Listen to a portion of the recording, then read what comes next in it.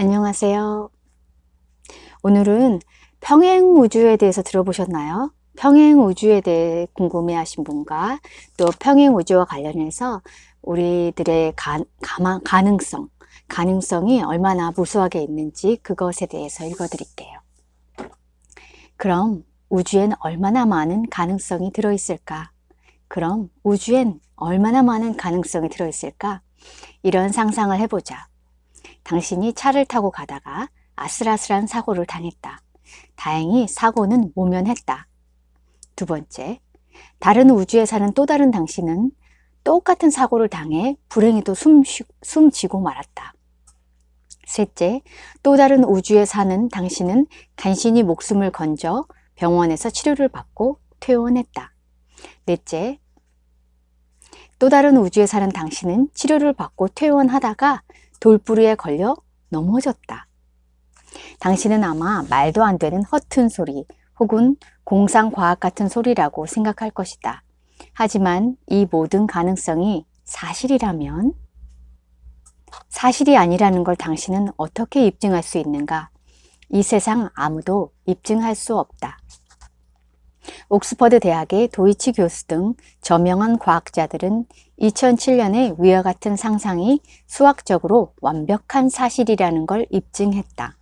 프린스턴 대학과 UCLA 대학 등의 많은 과학자들도 이른바 평행 우주들의 존재가 수학적으로 딱 들어맞는 사실이라고 입을 모은다. 천체 물리학의 천재 스티븐 호킹 박사도 동의한다. MIT의 물리학자 구스 교수는 엘비스 프레슬리가 아직 살아있는 우주는 존재한다고 단언한다. 이 우주에 살고 있는 당신은 지금 안락한 의자에 앉아 책을 읽고 있지만 다른 우주에선 똑같은 얼굴을 가진 또 다른 당신은 돌도끼를 쳐들고 새끼 공룡과 사투를 벌이고 있을 수도 있다.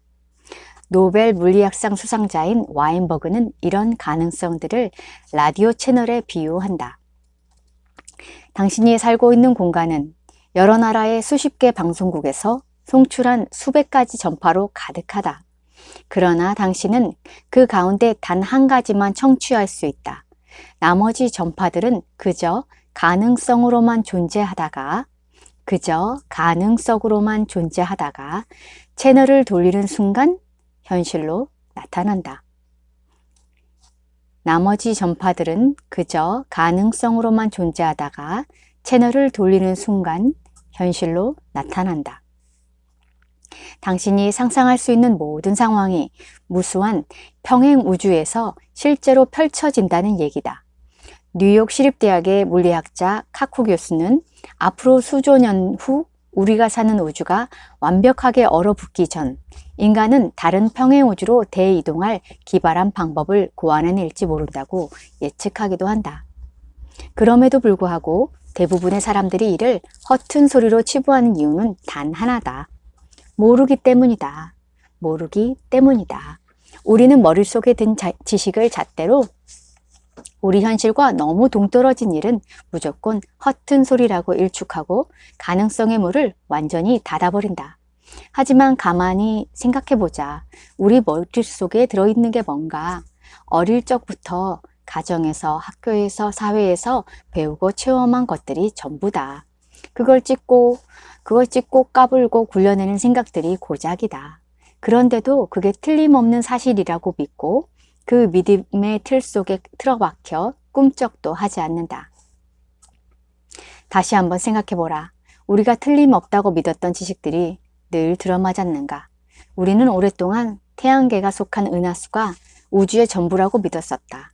그러다가 관측 기술이 좋아지면서 은하수와 같은 은하가 수십억 개도 넘게 존재한다는 사실에 눈을 떴다.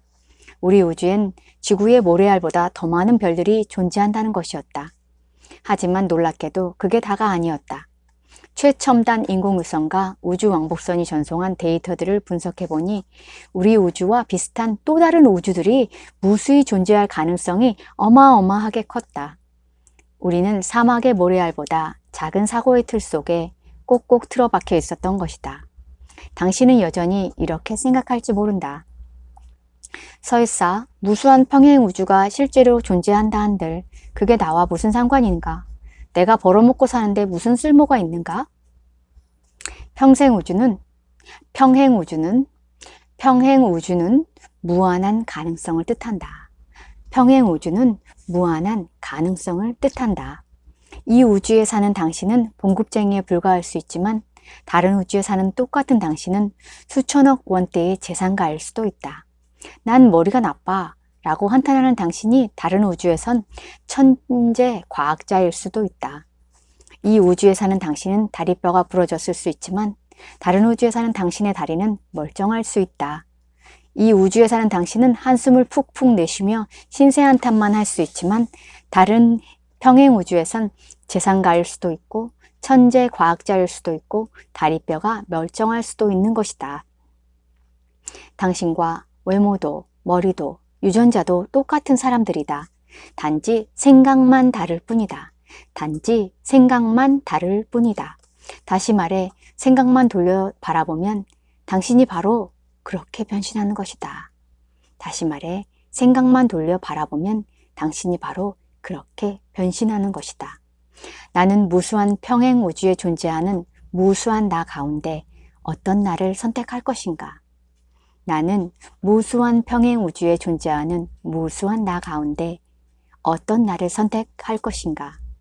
진심으로 이렇게 마음을 먹고 선택하면 그 선택이 바로 현실이 된다. 당신은 여전히 의심을 품고 있을지 모른다. 하지만 가능성만큼은 열어놓아야 한다. 가능성을 열어놓아야 머리도 열린다. 반면 가능성을 닫아버리면 관찰자 효과에 따라 머리도 닫혀버린다. 우주의 무한한 가능성이 접근 금지 상태가 된다. 평행 우주의 가능성을 받아들여 온갖 심신의 병을 치료하는 사람들도 있다. 킨슬로우 박사도 그중 하나다. 예를 들어 내가 교통사고로 허리를 다쳤다고 가정해보자. 병원에 가서 촬영해보니 4번째 척추 마디가 삐끗 어긋났다. 앞서 언급했듯 우주엔 무한한 가능성이 존재한다. 4번째 척추 마디가 삐끗한 척추가 있는가 하면 5번째가 어긋난 척추도 있다. 멀쩡한 척추도 있다. 멀쩡한 척추도 있다. 몽땅 망가진 척추도 있다. 눈을 감고 우주 속에서 멀쩡한 척추를 고른다. 우주엔 시공간 개념이 없다. 그 척추를 내 몸속에 옮겨놓는 모습을 고요한 마음으로 그린다. 눈을 감고 우주 속에서 멀쩡한 척추를 고른다. 우주엔 시공간 개념이 없다. 그 척추를 내 몸속에 옮겨놓는 모습을 고요한 마음으로 그린다. 건강한 척추와 다친 척추가 교체되는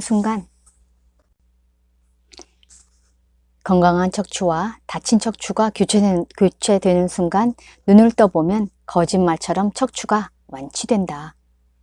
건강한 척추와 다친 척추가 교체되는 순간 눈을 떠보면 거짓말처럼 척추가 완치된다. 킨슬로우 박사는 이것이 사람의 지능으로 되는 일이 아니라고 설명한다. 나는 몸만 빌려준다.